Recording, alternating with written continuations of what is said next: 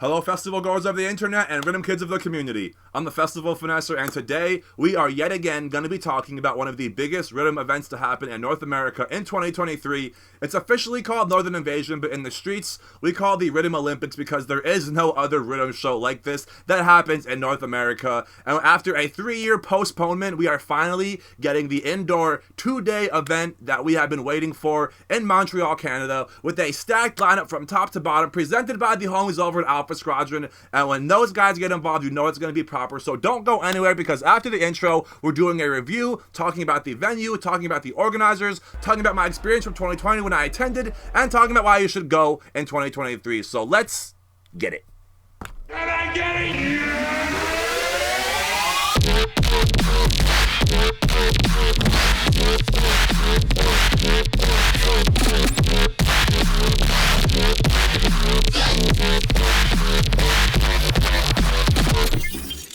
Festival Finesser. Finesse gang, Montreal fam, can I get a yeah? What is good, everybody? Welcome back to another video. For those who are new here and don't know me, what's good? I'm the Festival Finesser. I'm a videographer and content creator here on YouTube and Instagram. This is my channel that revolves around music festivals and live going experiences with a focus and concentration on dubstep and rhythm. And we are going to be talking a lot about rhythm today. Let me tell you, man, we have the Riddim Olympics, Northern Invasion 2023. I'm a little behind on the release. We've had this for quite some time now. You guys have probably seen the lineup, but as always, I gotta show love to Alpha Squadron. When I think of rhythm, I think of Alpha Squadron. When I think of Alpha Squadron, I think of proper. I think of professional. I think of legit. These dudes are for the culture, you know what I'm saying? And they have a big hand in rhythm. They are a record label. They are a production company, and they just are very connected and have really established themselves as kind of one of the dominant, I guess, rhythm organizers. And they really kind of put rhythm on a pedestal. I feel like a lot of, rhythm communities, locally are very underground and, off a folding table and very low production and no LEDs and just lights and, very core people, the same kind of regulars every weekend. And with Northern Invasion and Alpha Squadron, they really, like I said, put it on a pedestal and give you a top tier space with production and lights and just, an actual bar. And you know what I'm saying? Like, it gives you all the elements of your typical local mainstream environment, but for a rhythm underground culture. And that's what I really love. And you can really feel that. And the crowd that comes out, it's very core and it's very underground. And everyone that's there knows what's happening. And I'm in the United States, and I traveled in 2020 to this show 6 hours through the snow. Ended up being 9 hours for one day. This was a one-day event back in 2020. It was an adventure. It was crazy, and it was a full send. I had no idea what I was getting into, but the lineup that year was insane. And it was just like, I had never seen so many of those artists. First time seeing pretty much all of these artists on here except Graham Green. And it was so hard for a lot of those artists to get to America because of the visa restrictions and things like that. But for me to drive, the GPS said 5.5 hours to Canada. I was so down for that. Again, if you're coming from America, don't forget to get your passports ready, because that's not something you can do overnight. It is going to be a timely thing, and if you don't take the time to do it, it's going to cost you even more than you wanted to expedite it. So keep that in mind if you are traveling from the US. And there's people traveling from Europe, I saw, man. So this is a big deal. And if you are about the rhythm culture, if you're a part of the scene, a part of the community, whether you're an OG or new, I advise coming to check this out and learning and seeing what the culture is truly about, because there are, like I said, it's the Olympics. It's not your typical dubstep and rhythm show. It is on a whole different level in its own lane. And it's not crazy in the production, it's not like you're getting excision type LED walls and crazy visuals. It's very minimalistic in that regard, and I kind of fuck with that. It's very music and artist driven and crowd driven and vibe driven. It's about the music and not about the experience per se. It's about the artist, the culture, and I really can't emphasize that enough. And that's what's awesome about Alpha Squadron. It's always like that. But what's also cool, as going back to the venue, it is a 2-floor. It's a pretty big space. It's probably small in comparison to most venues, but for rhythm, it is a very proper venue and something that I feel like not many people are used to for their rhythm scene. It doesn't have LEDs, but the lighting structure that they designed for the show is still immersive, and it captivates you, and you focus more so on the music. You don't get lost in the visuals, you get lost in the music, and you don't even really get lost, man. There's so much energy in this room and this crowd, because if you've ever been in a rhythm mosh pit, it's more of a bounce pit, the high knees. It's not very violent, it's more bouncy and high energy, and everyone kind of realizes that, and it's hard to not bounce with the crowd when it's just so explosive, and the energy is really unmatched. And like I said, man, Alpha Squadron knows how to do it, and they've been doing it, and they have really established themselves as a dominant force in the, you know, as rhythm organizers, and their lineups are always so well curated. And that's another thing too, is, you know, aside from the production and things they bring and, you know, their core values, the lineups that they do are so well curated, and they're like, they do their research, you know what I'm saying? They pay attention to who's buzzing on SoundCloud, who's getting the bookings, and, you know, it's not about the mainstream. It's really about, like, I don't know, I feel like they don't use Spotify, they use SoundCloud, you know what I'm saying? That's just how I envision doing their bookings, because when you look at just the artists that are on here, it's a lot of OGs, it's a lot of young bucks, a lot of new guys, but it's also very core rhythm people. And what I think is cool about Alpha Squadron and this show in particular is that they take a lot of names from SoundCloud that you only get to really kind of know from SoundCloud, and you can put a face to the name, and artists like Small B and Madcore and Saiga and Azabim, all these artists that I see on SoundCloud I've never met, never seen, you know, I don't even know if I really follow them on Instagram, but I follow them on SoundCloud because I love their music, and it's going to be cool to just put a face to the name and just see what they do in a live environment, what kind of set they're going to throw as opposed to the music they produce. So I think I've spoken enough about the venue and the production, what you can kind of expect from your experience and the organizers behind it and the production and the venue itself. So let's look at these artists now that I've talked enough about the whole general spiel. Let's get into the review of these acts and these artists and talk about what we can expect from some of them. So our headliner for Friday is Dak Daniels, and when I think of Dak Daniels, I think more heavy, but recently, and again, I've been listening to Dak Daniels for a couple years now, probably since like 2016, 2015, and that was a very different era of dubstep and just the scene and the culture back then, and I feel like now he has kind of morphed into more of a you know, in between like dubstep and rhythm, kind of, you know, it's in that gray area where it has that minimalistic rhythm repetition, but it has a heavy dubstep kind of vibe. But he definitely can give that rhythm vibe and the bounce. It's like a heavy bounce, it's swingy. The collab with Jekyll and Hyde, Slide Dub, is a perfect example, and he also collab with Ominous, Not Today, are perfect examples of that Dak Daniels swing, that minimalistic bounce. Kind of has a rhythm infusion, but there's also plenty of Dak Daniels songs that are heavy as fuck and almost like a tear out kind of vibe. So definitely going to be heavy, and I'm really excited to see Dak Daniels for the first time, because I've never seen him. And all my years of listening to him, I've never seen him. That's a perfect example, like I was talking about, of giving a platform and a place to put artists from the underground in a spotlight. So next up, we have a Don on here, a rhythm pioneer, and seems to be a Northern Invasion staple. You know, I think Akira has been on the last couple Northern Invasion lineups, and this lineup is actually very similar to the 2022 lineup. We have a few you know, substitutions here, and I can kind of see why. The main one being Infect, who was supposed to headline on Saturday, which was replaced by Shivers. A very proper replacement, I must say. Two very big pioneers and just kind of OGs and Dons in the rhythm community. But going back to Akira, again, an OG, a Don, you're going to get a lot of core rhythm and a lot of just OG rhythm. It's not even really dubstep, you know, it's just rhythm, if that makes sense. You know, like Dak Daniels kind of give you rhythm dubstep, Jekyll and Hyde can give you rhythm dubstep, but Akira and even Subphiltronic is going to give you just straight rhythm. You know what I'm saying? I could be wrong. They could throw in some modern stuff in there, but these dudes being OGs, I feel like are going to give you a lot of OG sounds and just really kind of focus on song selection and vibe and flow and, you know, the core kind of values, you know, what kind of makes rhythm identified as rhythm. Those dudes did it. They pioneered it, and they're probably going to give you a good taste of what OG rhythm is like. But next up, we have Zuba, who is more in that modern day kind of rhythm, and Zuba has a very locked in sound design. You know when you hear it, it's crunchy, it's bouncy, it's kind of metallic, if that makes sense.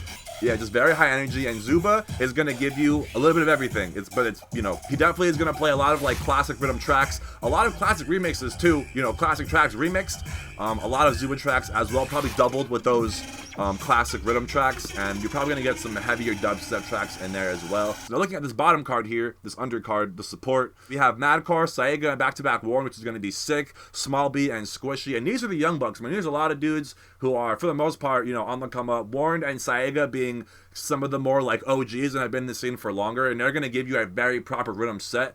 And again, I feel like not too much modern dubstep in there and just really kind of OG core rhythm, bouncy doubles. Saiga definitely has more of like a tonal, kind of like Mighty Duck, if you know that sound. It's very distinct, and again, kind of a locked in sound design. And Warren has a very traditional rhythm sound. Madcore I'm not too familiar with. I've seen him buzz, and I have a few tracks in my library of his. I also feel like it's going to be kind of diverse and a very wide spectrum of rhythm. But wrapping up here on Friday, these last two artists, Small B and Squishy. Small B is definitely going to be bringing a lot of rhythm infused vibes, a lot of influences from your OG kind of core rhythm, but I also feel like it has a nice modern influence as well, with, you know, kind of like a modern twist. And Squishy, again, kind of has that modern rhythm spectrum where he can do the heavy, you know, kind of like tear-outy, you know, trenchy dark rhythm. He can do the like bouncy, you know, just high energy kind of like ominous rhythm for dummies rhythm. He can do that like weird, like, I don't even know, like wook rhythm, if that makes sense. You know, it's just, yeah, Friday's fucking stacked, and there's a lot of OGs on here, like I said, and a lot of people have really made some like legendary rhythm anthems on here. Akira, Subfiltronic, Saega. These dudes in the bottom here, these young bucks, are gonna be some of the next kings of rhythm in like 5-10 years. I'm telling you, they're gonna like. Yeah, so now moving on to Friday here, we have Shivers, another Dawn in dubstep, and Shivers is probably one of the most iconic and inspirational DJs for me, because he's a DJ. He doesn't really produce. He did his thing with the emceeing and stuff like that, but he knows the sounds, he's got the tunes, he's got the plates, and his chopping and his mixing is really, I think, what set him apart from the pack. And he is very active, and it's all live, no edits, and it's multiple tracks. It is a vibe, and I feel like it's mostly freestyle. That dude just, he hears it, he sees it, and he just does it. You know what I'm saying? It's fucking crazy, and I have so much love and support for Shivers, because he has a lot of love and support for me, and he has for a while, since like 2018. You don't know who I am, Mr. Shutdown, aka Shelly and Shivers, and you're locked into the Festival Finesse. So next up, we have Ominous, again, another pioneer in rhythm, and Ominous is one of the artists that really kind of got me into rhythm, and really, he kind of like was running with a sound that I was really fucking with back, you know, in that time. It was like 2016 era, 2015, 2017, more like 2015, 2016, I would say.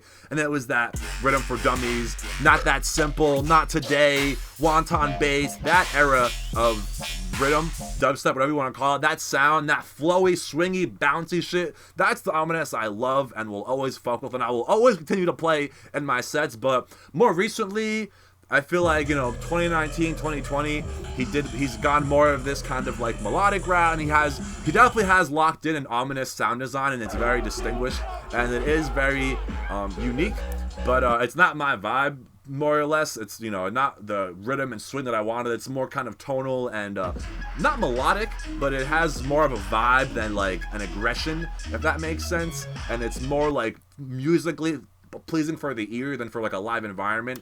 I'm not to say they don't go off live, and like the doubles he does with these songs, it shouldn't even work. And I'm like, how does your mind work like that, to think like that and make that kind of creativity happen? And it's straight up an art. So Ominous is going to be sick, and it's going to be all over the place with his set. You know, it's going to be the rhythm that we want, the Ominous we want, but it's also going to be like some drum and bass. You know what I'm saying? And again, at Northern Invasion at the Rhythm Olympics, maybe not, but I also wouldn't be surprised if Ominous threw in some not rhythm tracks in his set.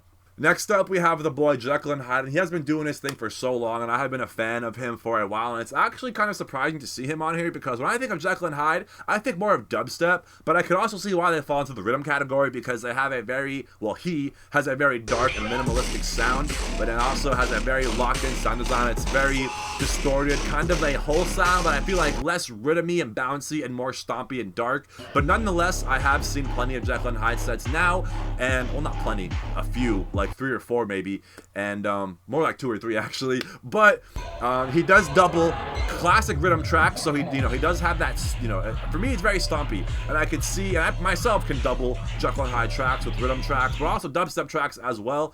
It always hits, and I feel like where this artist is placed on the lineup is going to be a nice, like, in between, because it's going to be heavy, and it's going to be kind of like, because it's not like mosh pit heavy, but it's like, it's just vibe, and I feel like the whole crowd is going to be a wave of like headbanging, honestly, and it's like definitely going to be some high knee energy. But again, when I think of Jekyll and Hyde, I think of dark, stompy, and distorted.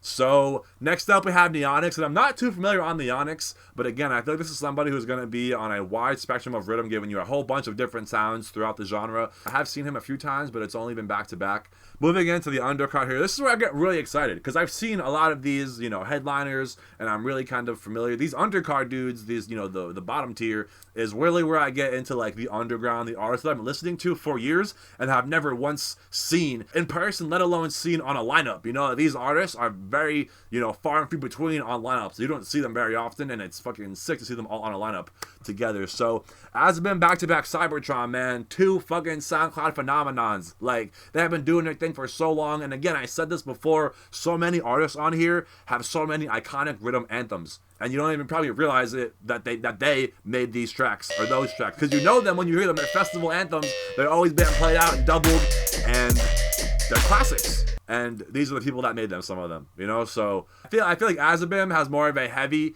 kind of be more of like a tear out rhythm, if that makes sense. And Cybertron, again, OG, and it's sick to see him on this lineup. So next we have the fucking hometown heroes, Flix and Modus, man. And this is like one of the most iconic duos in rhythm, or even dubstep for that matter. Like, I can't even think of a B2B that has such good chemistry and is similar. Like, there's just like, yeah, it's gonna be insane. It's gonna be high energy, and dude, like Flix's production, I don't know as much about Modus. I subscribed to Flix on Patreon, and I don't even know what caused me to do so, but every fucking release he drops every month, bro, his plates are fucking sick, and his production is so unique. And again, he has a sound design that is locked in, but it's not so locked in where it's like every song sounds like that. You can just pick up on the flow and the sound, and like, dude, it is just so fresh, and it's like innovative and forward thinking. And for me, it just speaks to me, man. Like, it should hit different. It's not your typical rhythm, and for me, like, it just has to have a bounce and a flow. If it bounces and flows, then it's something I can just do this too, I'm with it. It doesn't really matter what sound it is, you know, if it just has that flow, and just, you know, I'm with it. So for the most part, it's going to be high energy, crazy, and just high knees for like an hour. So moving down to the bottom here of Saturday, we have Obey, and it's actually kind of surprising to see him down here a little bit because he is such an OG, but he also kind of has been quiet and isn't really like putting things out as more. But that's why it's such a treat, and that's why lineups like this are, you have to come because you get artists like Obey. I haven't actually seen Obey. I'm not too familiar on Obey and the sound and the discography as much as some of these other dudes here, but I do know he's a legend, he's respected, and he's an OG for sure. So I would imagine you're going to get those kind of vibes in his set. And last up on here, we have Unit, again, somebody I've met in passing at a festival, someone who showed love to me and the channel, and I fucked with Unit for a minute. Again, same thing, just someone on SoundCloud I've seen for a minute, and when he told me his name, I was like, oh, cool. And he said, he's like, yo, I'm Unit. And I was like, oh, shit, like, what's good, bro? Like, nice to meet you. And yeah, man, I'm a big fan of him and his sound. And again, just very rhythm, very core. And there's not too much beyond that. It's a very kind of like, I don't want to say he's locked in, but he definitely has he definitely has found his sound. And it's very distinct. And that's really all I know. I only have a handful of Unit tracks. And I don't really see his name pop up too much on my, you know, on my stream, my feed on SoundCloud, but I do know he is, again, been around for a minute. He's respected in the community, and he is definitely a name that is familiar with many if you've been listening to Riddim for a couple years. So this lineup is stacked top to bottom, and again, get there early because these are not artists you're going to want to miss. These are not artists you're going to get to see anytime soon, let alone on a lineup with the rest of these artists, man. This lineup is just, I can't get over how stacked it is and how diverse it is in the regards of like the OGs, the legends, the new guys, the young bucks, the people that have just been killing it, and it is going to be a crazy night from start to finish, from the production, the crowd, the energy, the vibes. And I'm really hoping that I can get some kind of media credentials or access to be on stage with some of these artists and work with them with the actual Sony and my big camera and, you know, all the lenses and shit, and just really kind of, you know, flex a little bit, honestly, and use the networks and connections I've had with these artists that I've met at festivals and shows, and just through the channel to do what I want to do and be on stage filming. And again, share the experience with other people that can't attend and can't make it, because this is like, Lost Lands is the mecca of dubstep and heavy.